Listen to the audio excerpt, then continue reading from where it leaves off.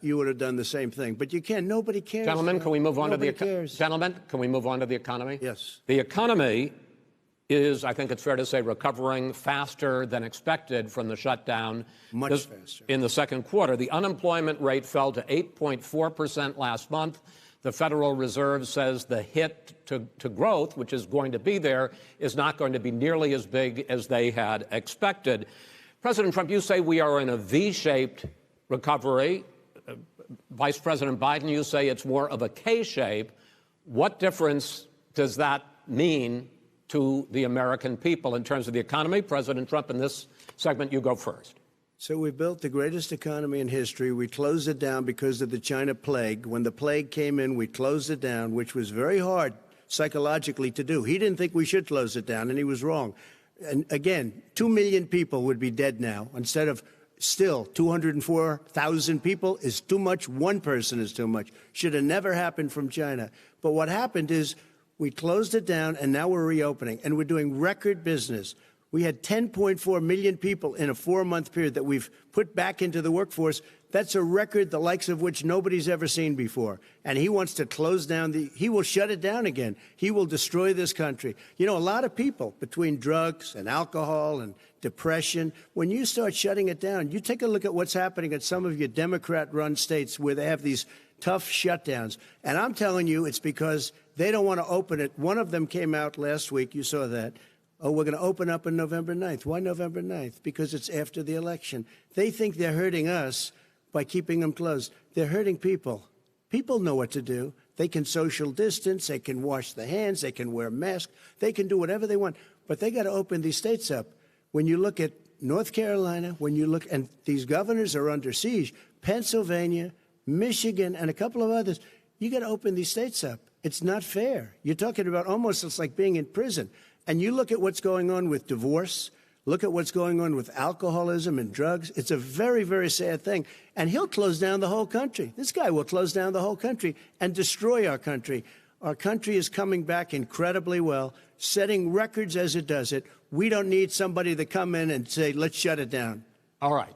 Your 2 minutes, sir. We're now moved to you. As I said, posing the question, the president says it's a V-shaped recovery. You say it's a K-shaped recovery. What's the difference? The difference is millionaires and billionaires like him in the middle of the COVID crisis have done very well. Billionaires have made another $300 billion because of his profligate tax proposal, and he only focused on the market. But you folks at home, you folks living in Scranton and Claymont and all the small towns and working class towns in America, how well are you doing?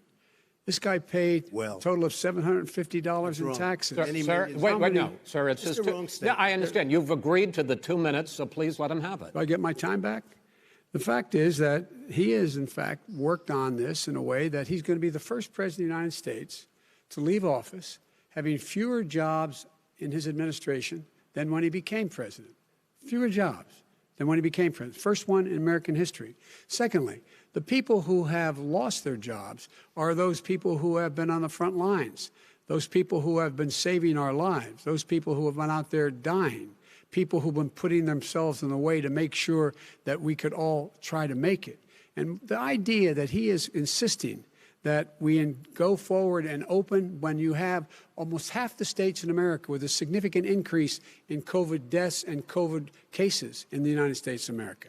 And he wants to open it up more. Why does he want to open it up? Why doesn't he take care of the American? You can't fix the economy until you fix the COVID crisis. And he has no intention of doing anything about making it better for you all at home in terms of your health and your safety. Schools. Why aren't schools open? Because it costs a lot of money to open them safely. You know, they were going to give, his administration was going to give the teachers and school students masks. And then they decided, no, couldn't do that because it's not a national emergency. Not a national emergency. They've done nothing to help small businesses. Nothing. They're closing. 1 in 6 is now gone. He ought to get on the job and take care of the needs of the American people so we can open safely. All right. Your time is up, sir. Well, we are going to get to... I have to respond to that. Well, you both had 2 minutes, sir. Excuse me, he made a statement. So did you. People want their schools. No, people want their schools open. They don't want to be shut down. They don't want their state shut down. They want their restaurants. I look at New York. It's so sad what's happening in New York. It's almost like a ghost town. And I'm not sure it can ever recover what they've done in New York. People want their places open. They want to get back to their lives.